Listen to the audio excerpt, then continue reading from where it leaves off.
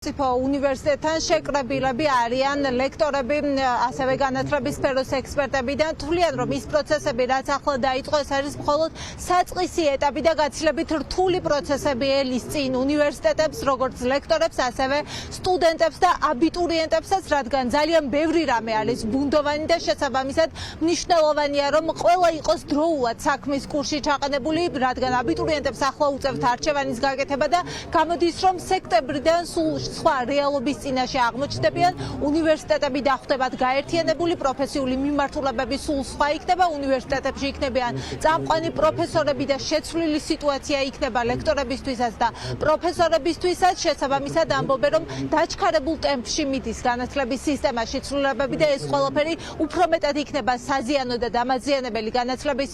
სისტემისთვის, ვიდრე მისი გაუმჯობესებისთვის გადადგმული ნაბიჯებია. კითხვებს უჩენთ მათ ასევე თბილისის სახელმწიფო უნივერსიტეტში გაუქმებული დღევანდელი შეხვედრა, რომელიც დილის 12 საათზე უნდა ჩანიშნულიყო, თუმცა რატომღაც გადაიდო, მანამ სანამ განათლების სამინისტროში არ შედგება მინისტრის მოადგილესა და თბილისის სახელმწიფო უნივერსიტეტების წარმომადგენლებს შორის შეხვედრა. ფაქტია, რომ განაცხადეს ძალიან ღიად, რომ პოლიტიკური გადაწყვეტილება, რომელიც მიიღეს, ამას არ შეცვლიან, ანუ შეხვედრებს რეალურად აზრი არ აქვს. Რატომ? იმიტომ რომ ყველაზე მნიშვნელოვან ნაწილში ვერ მთანხმდებით, რომ უნივერსიტეტების გაერთიანება და ზოგადად უნივერსიტეტის ცხოვრება ეს არის აკადემიური თავისუფლების ნაწილი და მასში ჩარევა ნიშნავს ამ თავისუფლების შეზღუდვას. ეს არის ტოტალური მართლობის დამყარება საგანმანათლებლო სივრცეებზე და ეს არის მთავარი მიზანი არა მხოლოდ ამ კანონის, არამედ ზოგადად განათლების რეფორმის. ამ კონტექსტში უნდა განვიხილოთ, არაფერი ველოდებით იმას, როდის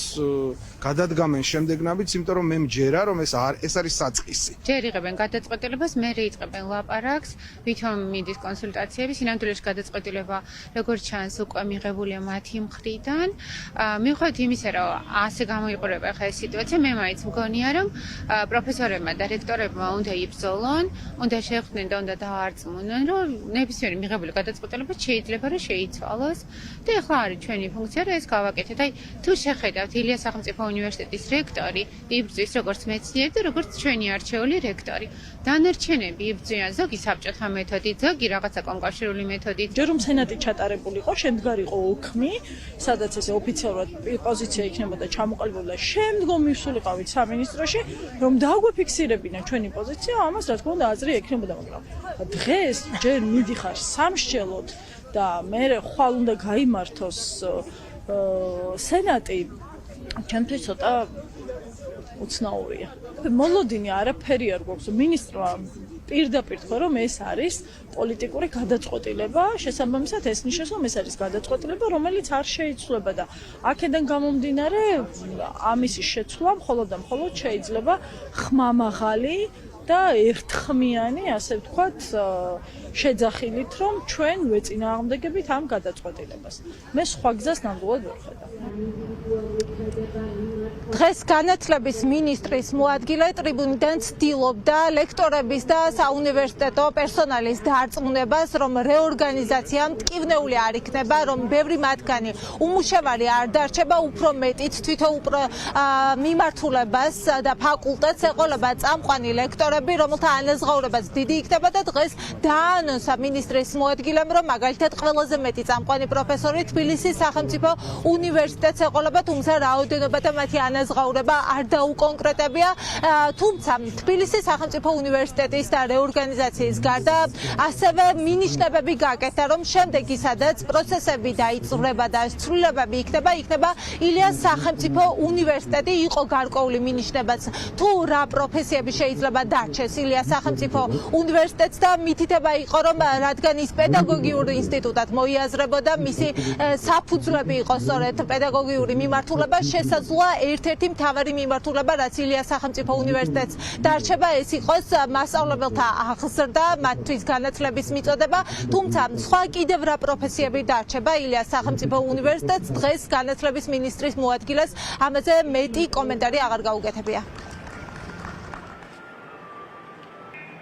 ილიას სახელმწიფო უნივერსიტეტს რაც შეეხება მოგეხსენებათ რომ თავის დროზე ის არ იყო უნივერსალური ტიპის უნივერსიტეტი, ის გახლდათ პედაგოგიური ინსტიტუტი, რომელიც მოგვიანებით შემდეგ იქცა დაახლოებით სულ 20-ოდე წლის წინ, სხვათა შორის იურიდიულ ფაკულტეტზე და ეკონომიკაზე როცა ვსაუბრობთ, გულწრფელად უნდა გითხრათ, რომ საქართველოს ტექნიკურ უნივერსიტეტს გაცილებით უფრო დიდი ისტორიული ტრადიციები აქვს სამართლის და მის 90-იან წლების დასაწყისში არის შექმნილი ჰუმანიტარული მიმართულების ფაკულტეტები, ვიდრე ილიას სახელმწიფო უნივერსიტეტს, თუმცა ამ მიმართულებით უნდა გითხრათ, რომ ილიას აქვს გარკვეული ტიპის პროგრამები, ჩემი თვალსახედვით, რომელიც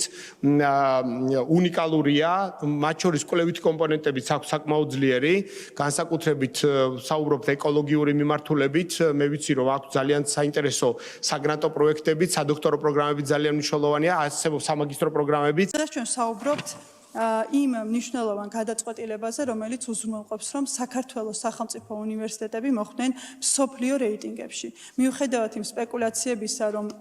ჰარვარდი, ოქსფორდი, რა თქმა უნდა, ჩვენმა უდიდესმა ისტორიის მქონე უნივერსიტეტებმა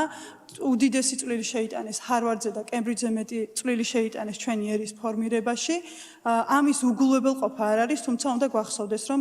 უნივერსიტეტის ეფექტიანობას განსაზღვრავს მსოფლიო რეიტინგი, რომელშიც სამწუხაროდ, რომლის 400-ელშიც კი არ არის საქართველოს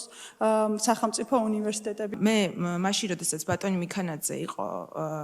აკადემიის რექტორი,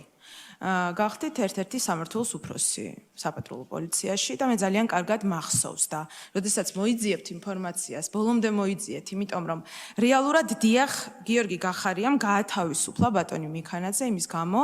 რომ მაშინ აკადემიის აუზზე შედიოდნენ ბატონი კობახიძის ოჯახის წევრები. და მაშინ, როდესაც პოლიციელები, რიგითები ვერ იყენებდნენ ამ სერვისს. ქალბატონ თამარ, წეღან შენიშვნა მიიღეთ. მე მგონი სწორედ აი ამ მაგითხათ შეუფერებელი ტონის, რომელიც ცილისწამების ნაირსახეობას წარმოადგენს და მე მგონი არ არის სწორი ის ტონი, რომლითაც თქვენ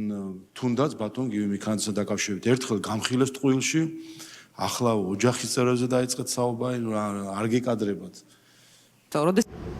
ორი დიდი უნივერსიტეტის გაერთიანების შემდეგ ახლა უკვე მინიშნება გაკეთა, რომ შემდეგი იქნება ილიას სახელმწიფო უნივერსიტეტი, სადაც შემცირდება სავარაუდოდ მიმართულებები, ფაკულტეტები, თუმცა ჯერჯერობით ლექტორებმა, ვისთანაც ჩვენ კომუნიკაცია ჰქონდა და რომლებიც ახლა თბილისის სახელმწიფო უნივერსიტეტთან იმყოფებიან, მათ არ იციან რა მიმართულებებს დატოვებს განათლების სამინისტრო ამ რეორგანიზაციის შემდეგ ილიას სახელმწიფო უნივერსიტეტში.